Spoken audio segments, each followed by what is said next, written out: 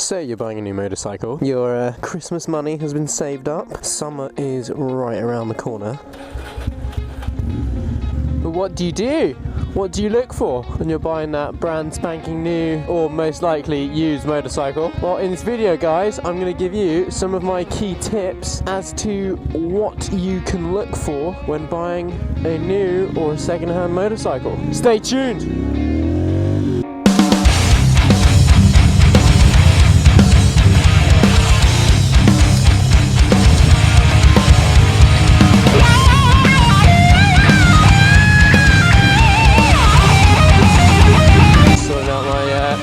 Mile gauge, because on these older carbed bikes, on these older bikes without much of the sort of fuel meter electronics, you basically only get a light that basically says when you're fucked. That little yellow light pops on and it's not the hey, you have 50 miles left. You're a fucked light. You're done, goodbye, push your bike home type situation. So I use the mileage and I always fill up around every 100 miles. Get low, get low, get low. Trying to do a stop it. My shadow looks pretty cool. It's like, what's that, dude? It's like, sa sa sa sa.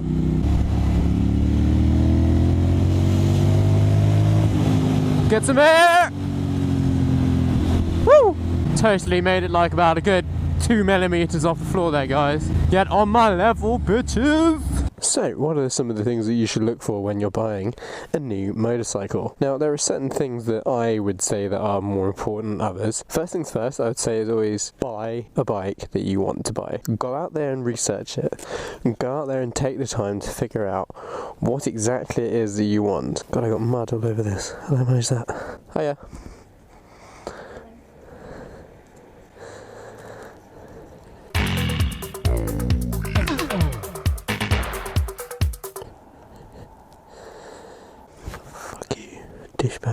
Do a lot of research as to what it is kind of bike you want. Go out there and ride bikes. Like, too many people just kind of do too much kind of like research from behind the computer and they don't actually figure out what bikes are good for them. They spend too much time, checking out some other person's reviews and, then they'll go out and buy a bike they've never even fucking sat on or seen in person before they put down the money, which doesn't really make any sense to me. Check out some bikes you want. Check out the style of bikes you want. Do you want a super sport bike? Do you want a tourer bike? Do you want a naked sports bike? Do you want a commuter? Do you want a fucking torque monster? Do you want to pull down wheelies? Do you want a dual sport for doing off-roading and then blasting around fields like this and pissing off all the farmers? Like, what kind of bike do you want? Really think about that. And that always changes over time anyway. Are these people going to turn left? No, they're not. I'll move up the way. So, really take the time to figure it out, what kind of bike style do you want? Go try them out. But when you go actually meet the guy who, you found the bike that you want, you are, you're ready to put down all your fucking piggy bank savings on it, and what are the stuff that you look for? First of all, make sure that the bike has documentation. Without a doubt, one of the most fucking important things. By documentation, I mean you have the registration document in the guy's name who's selling it to you.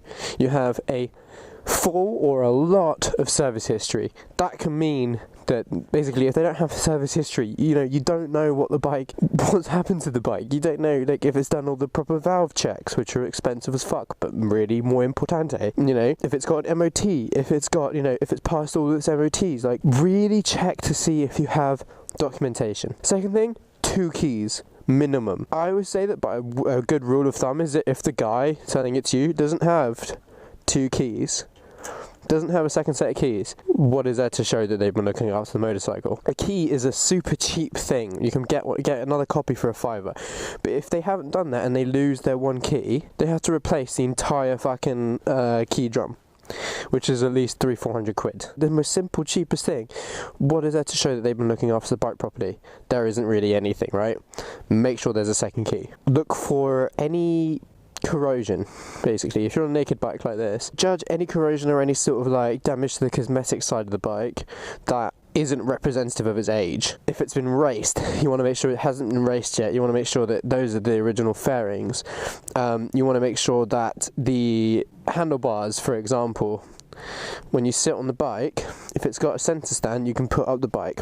And if you put the handlebar straight, if it feels good from side to side, there's no sort of like notchiness or dragging, then you're good. It means it hasn't been dropped. Because if there is a sort of notchiness, it means it's been in a bit of a hard drop and it's sort of dented or warped the fucking steering column. So you want to make sure of that. You want to make sure that there's, I mean, this bike here, it has a small dent in the tank here. But that was caused because of this, basically. The guy, this was on it before I bought it, the guy basically, I don't know, like, knocked this really hard into the side of the tank and that put a little dent in it. And this bike is obviously looking really fucking ratty at the moment. That's because it's just so dirty out at the moment, like there's just crap everywhere.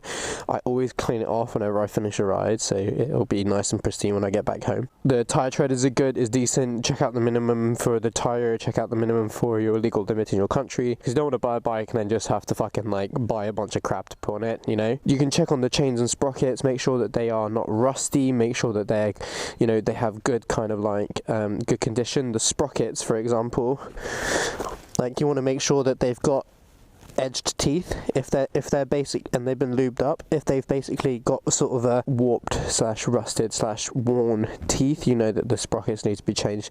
Not too expensive, but a little bit. Check the brake discs, make sure the brake discs have even wear throughout the entirety of it. If there are any like lumps or bumps that go like that around the brake disc, make sure it's completely flat. You don't want any lumps and bumps around the brake disc. Oh shit, that train made my butthole pucker up like that shit. Oil is not black. In the oil sight glass, make sure it's not black at all.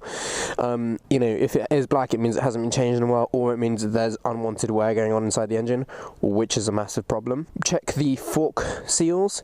Mine look a little bit worn, but they're fine. They are not leaking, which is exactly what's meant to happen. They can look pristine, but they could be leaking. They could have blown up. So literally you want to make sure that your fork seals aren't leaking. You can tell because there'll be a line of oil around there, and if you compress the bike, it won't come back up, it won't spring back up, it will feel too sort of soft and kind of like a sort of sponge, you know, it won't spring back into shape. Obviously check all the electrics, make sure the bike starts first time from cold, make sure the engine isn't warmed up when you go to see it, otherwise it will be a massive problem. Hey! Day. It's a beautiful day, yes. If it's warmed up, it means that they may have had to jump start it or whatever before you buy it, because I don't trust anyone, honestly. Bring a buddy with you as well, because always in these situations you'll see a new bike that you want to buy and you'll be like so excited that you'll overlook all of the problems with it. Bring a third party who knows what they're looking at, and they can talk you out of it if there are any problems at all. Another thing to do is also check inside of the gas tank to see if you can see any signs of corrosion. If there is rust, it can clog up all your filters and stop the bike from going and will cause more dangerous problems getting in the engine, etc, etc. When you turn on the bike, make sure there's no rattles from the engine, because if you do, it means that the pistons are fucked. So basically just listen to make sure there's no rattles, there's no kind of like abnormal noises that you wouldn't expect to be on a bike, like that, you know, that kind of stuff. Always test ride your bike. Test ride. The last thing is that in something that people generally overlook is that when you're doing the vehicle check, so you're checking against the registration, always make sure there's no outstanding finance on the bike, because if there is outstanding finance, you don't own it, even if you pay the guy. The company who lent him the money own the bike. So essentially they can take it off you. If he ever defaults on a payment, they can take the bike as insurance. So you always want to make sure that that shit's paid off. Right, let's go. So guys, that concludes my little tutorial about how not to get fucked over buying a motorcycle, how not to cuck yourself. It is really important to do these checks. I know I didn't do it on the first time that I bought a bike. Thankfully I was fine, but there were some issues with it. But don't do what I did and cuck yourself. Don't be the guy whose wife is getting boned by a big black dude right in front of you, okay? That's not cool. Don't do that to yourself. Thanks for watching, guys. Please don't forget to hit that like, comment and subscribe button. I can't see shit. And I will see you in the next video. Peace out, homies. Take care.